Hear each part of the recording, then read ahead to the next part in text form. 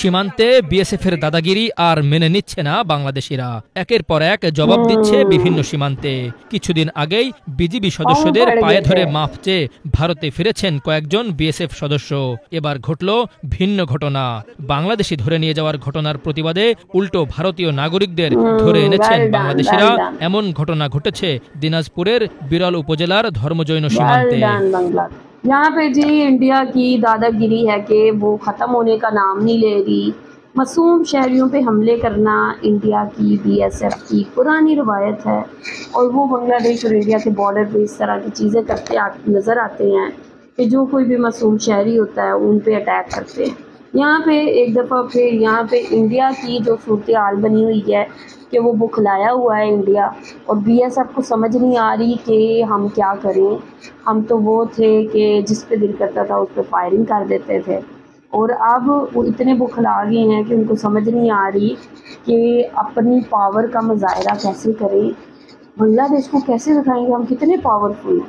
ऐसे में ये लोग बांग्लादेश के बॉर्डर्स के पास जो लोग हैं उन पे अटैक कर रहे हैं। यहाँ पे जी इंडियंस की जानिब से बांग्लादेश के एक किसान को उठा लिया गया, जिसके बाद बांग्लादेश की जो बीजेपी है उन्होंने किस तरह इनके ख़िलाफ़ एक्शन लिया, और यहाँ पे मौजूद जितने भी लोग थे किस तरह उन्होंने इन इंडियंस को पकड़ा और फिर इनके साथ क्या सलूक किया, साथ ही साथ जो बीएसएफ है उसको अच्छा सबक सिखाया।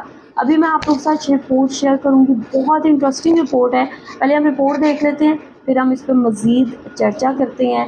जो चीज़ें हुई हैं लाइक पिछले दिनों भी जो है 2 दिन पहले की बात है, पौंगों में पड़ गए थे ये बीएसएफ के जवान बीजेपी से जो अपनी ज़िंदगी की भीख है वो मांग रहे थे और कह रहे थे कि हमें बख्श दो और हमारी जान को बख्श दो और हमें जाने दो। लेकिन यहाँ पे अब एक नया इंसिडेंट हो गया है। वीडियो को आखिर तक देखें। वीडियो देखने से पहले चैनल पे न्यू हैं तो चैनल को सब्सक्राइब और बेल आइकन को लास्ट में क्लिक करें। तो चलते देखते वीडियो। সীমান্তে বিএসএফের দাদাগিরি আর মেনে নিচ্ছে না বাংলাদেশিরা। একের পর এক জবাব দিচ্ছে বিভিন্ন সীমান্তে। কিছুদিন আগেই বিজিবি সদস্যদের পায়ে ধরে মাফ চেয়ে ভারতে ফিরেছেন কয়েকজন বিএসএফ সদস্য। এবার ঘটল ভিন্ন ঘটনা। বাংলাদেশি ধরে নিয়ে যাওয়ার ঘটনার প্রতিবাদে উল্টো ভারতীয় নাগরিকদের ধরে এনেছেন বাংলাদেশিরা। এমন ঘটনা ঘটেছে দিনাজপুরের বিরল উপজেলার ধর্মজৈন সীমান্তে। স্থানীয় সূত্রে জানা যায়, ধর্মজৈন সীমান্তে ধান কাটছিলেন মাসুদ ও এনামুল নামের 2 কৃষক। শুক্রবার বেলা 12টার দিকে 320 মেইন পিলারের সাব পিলার 9 ও 10 এর মাঝামাঝি থেকে তাদেরকে ধরে নিয়ে যায় ভারতীয় সীমান্তরক্ষী বাহিনী বিএসএফ। ওই পানিটা থেকে ধানটা একটু উপরে উঠে মারতেছিল, মানে পিটাই করতেছিল, ঠিক আছে কিনা। সেই মুহূর্তে ভুট করে পিছন থেকে এসে বিএসএফ এসে ওদের উঠে নিয়ে চলে গেছে, 2জনকে। পরবর্তীতে জনতা ক্ষিপ্ত হইয়া আবার ভারতীয় 2জনকে আটকেছে, একজন বৈরাজ আর একজন নাম হচ্ছে ক্ষিতিশ। তাৎক্ষণিক আমরা বিজিবির এখানে যারা দায়িত্ব আছে তাদেরকে জানানো হয়েছে। বিএসএফ এখন বর্তমান আগের চেয়ে অনেক আগ্রাসী মনোভাব। আগেও তো আমরা দেখেছি এখানে আমাদের জন্ম বাড়ি ঘর দেখেছি। এই শেখ হাসিনা চলে যাওয়ার পর থেকে 5 তারিখের পর থেকে বিএসএফই মনে হচ্ছে আমাদের প্রতিপক্ষ মনে হচ্ছে হাঁটিয়ে উড়াই দিবে, এরকম অবস্থা। এই ঘটনায় ক্ষিপ্ত হয়ে 2 ভারতীয় নাগরিককে ধরে এনেছেন গ্রামবাসী। তাদের নাম অবিনাশ টুডু ও ফিলিপ সরেন। তাদের কারুলিয়া প্রাথমিক বিদ্যালয়ে রাখা হয়েছে বলে জানা গেছে।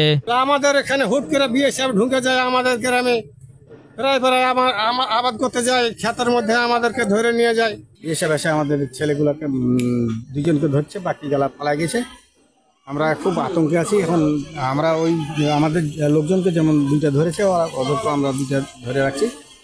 এটা আমরা যেন আমাদেরগুলো ছাড়ে ওদেরকে ছাড়ে দেবো, এটা মনে করে আমরা ধরে রাখছি। তবে সারাদিন পতাকা বৈঠকের প্রস্তুতি নিলেও তা দিনের আলোতে করেনি বিএসএফ। পরে রাত প্রায় 9টার দিকে নো ম্যানস ল্যান্ডে পতাকা বৈঠকের মাধ্যমে 2 বাংলাদেশিকে ফিরিয়ে দিয়ে ভারতীয়দের নিয়ে যায় বিএসএফ সদস্যরা।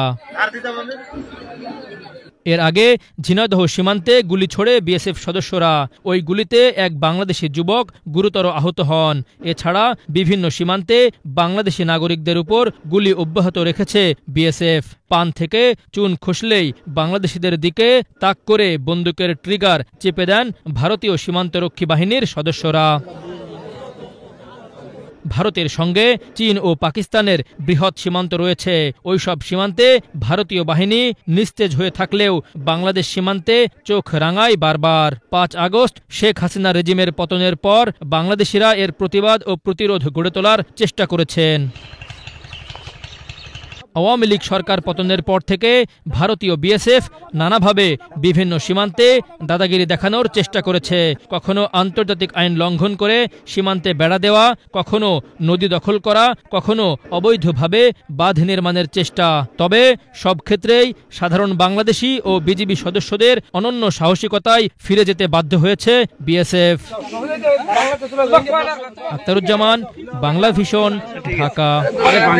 जी ये रिपोर्ट आप लोगों ने देखी है। यहाँ पे जी इंडिया की दादागिरी है कि ख़त्म होने का नाम नहीं ले रही।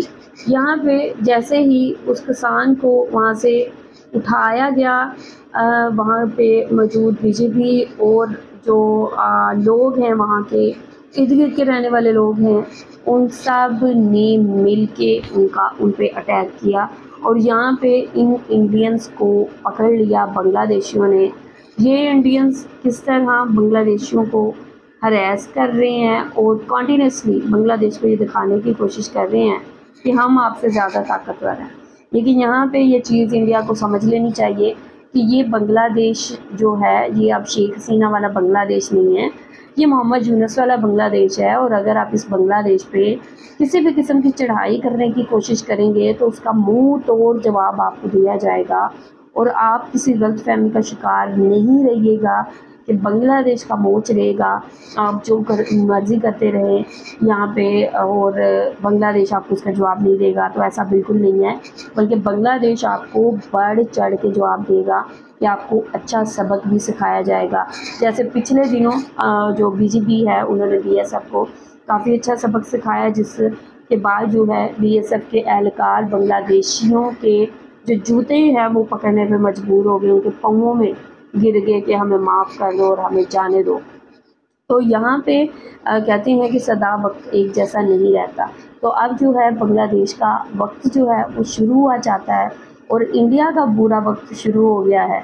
अब इंडिया को आई थिंक इस गलतफहमी से जितना जल्दी हो सके बाहर आ जाना चाहिए कि बांग्लादेश एक इंडिपेंडेंट कंट्री है और बांग्लादेशियों पे किसी भी किस्म का वो हमला करेंगे तो बांग्लादेश और जो बॉर्डर फोर्सेस हैं वो इस चीज़ का मुंह तोड़ जवाब इंडिया को देने की अहल हैं। ठीक है, तो यहाँ पे जी रिपोर्ट्स बैक टू बैक आ रही हैं कि किस तरह यार इंडिया कॉन्टीन्यूसली जो है, इसमें इन्होंने बताया कि रात के टाइम पे भी बांग्लादेश के अंदर घुसने की कोशिश की गई बीएसएफ की जानिब से और वहाँ पे फायरिंग भी की गई, जिसके बाद एक बांग्लादेशी जो है वो शदीद ज़ख्मी भी हो गया। इस तरह के इंतहाई अफसोसनाक वाक़यात जो हैं पहले भी होते रहे हैं, लेकिन अब इसको भरपूर अंदाज में जवाबी कार्रवाई की जा रही है बांग्लादेश की जानिब से और बांग्लादेश का भरपूर जवाब इंडिया को दे रहा है। तो इंडिया को आई थिंक ये ओछी हरकतें करने की बजाय अपने काम पर फोकस करना चाहिए और अपने जो बॉर्डर कंट्रीज़ हैं उनके साथ अपने अच्छे रिलेशंस को प्रमोट करना चाहिए ताकि उनके लिए भी आसानी हो और इर्द गिर्द के लोगों के लिए भी आसानी हो। आप लोग क्या कहेंगे इस हवाले से, आप लोगों का क्या कहना है, जो भी कहना चाहते हैं लाजमी बताएं कमेंट सेक्शन में। वीडियो को लाइक और शेयर लाजमी करें। अपना ख्याल रखें, अपने चैनल का भी। See you till then, take care.